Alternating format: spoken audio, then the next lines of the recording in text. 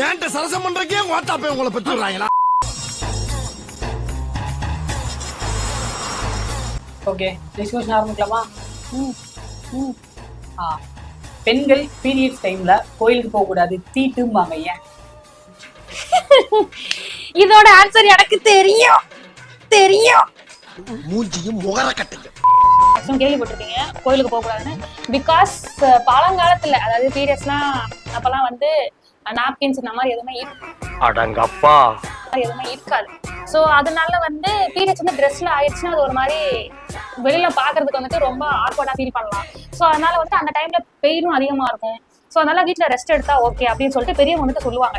இந்த டைம்ல வந்துட்டு வெளியில போயிட்டு அலைஞ்சிட்டு வந்துட்டு அப்படியே ஓகே, நான் ஒத்துக்கிறேன். இது ஓவராலா கரெக்ட் தான் மக்களே, நான் ஒத்துக்கிறேன். பட் என்னோட இன்னும் கொஞ்சம் எக்ஸாக்ட் ஆன்சர் என்னங்கிறதா சொல்லியிருக்கேன். I have no punishment. ஆளும் சைஸையும் பாரு. ஏன்னா இதுக்கே பனிஷ் பண்ணிருக்கணும், நான் தான் பண்ணல. ஏதோ பெண்மணி அப்படிங்கறத சொல்லிட்டாங்க போல. என்ன மணியா?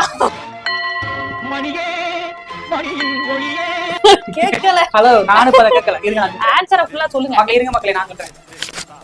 இந்த பழைய காலங்கள்ல வந்து கோயில்கள் வந்து பெரும்பாலும் வந்து கற்களால கட்டப்பட்டது. இப்ப நம்மளுக்கு கோயில்கள் இருக்க வசதிகள் அப்ப கிடையாது. செகண்ட் திங் என்னன்னா, பெண்களுக்கு மாதவிடா டைம்ல இப்போ பேட்ச் சேஃப்டிஸ் வந்து இந்த மாதிரிலாம் இருக்குல்ல, இந்த மாதிரிலாம் அப்ப அந்த காலகட்டங்கள்ல கிடையாது. இன்னொன்னு, பெண்களுக்கு அதிக வேலைகள் அப்ப அதிகமா இருந்துச்சு. வயல் வேலைகளா இருக்கட்டும், வீட்டு வேலையா இருக்கட்டும், கடின வேலைகள் அதிகமா இருந்துச்சு. ஸோ அந்த காலகட்டத்துல பீரியட் டைம்ல என்ன பண்ணாங்க அப்படின்னா, ரெஸ்ட் இருக்கணும், அந்த நேரம் தனியா இருக்கட்டும். மற்றபடி தீட்டுங்கிறது மற்றபடி கோயிலுக்கு போனா தீட்டு அப்படிங்கறதுலாம் எதுவுமே கிடையாது. இது வரைக்கும் பல பெண் தெய்வங்களையும் நம்ம வழிபாடு பண்ணதான் செய்யறோம். தீட்டுனாலே இங்க தப்பா நினைச்சிட்டீங்க அந்த வார்த்தையை. ஓய்வு பிளஸ் தனிமை, இதோட மீனிங் தான் தீட்டுங்கிற வார்த்தைக்கான உண்மையான அர்த்தமே. தீட்டுங்கிறதே ஆக்சுவலி என்ன பண்ணிட்டாங்க, ஒரு அசுத்தமான வார்த்தை மாதிரி ஆக்கிட்டாங்க. காலப்போக்கில் மாறினால என்ன ஆயிடுச்சு, கோயில போனாலே தீட்டு, கோயில போக கூடாது, இந்த மாதிரி அதை காலப்போக்கில் மாத்திட்டாங்க. ஸோ தீட்டுங்கிறது ஒன்றும் தப்பான வார்த்தை கிடையாது. ஆக்சுவலி அது ஒரு நல்ல வார்த்தை. உங்களுக்கு தெரியலன்னா தெரிஞ்சுக்கோங்க. அதை இனி வர்ற உங்களோட குழந்தைகளுக்கா இருக்கட்டும் சொல்லி கொடுங்க தயவு செஞ்சு. Okay sir.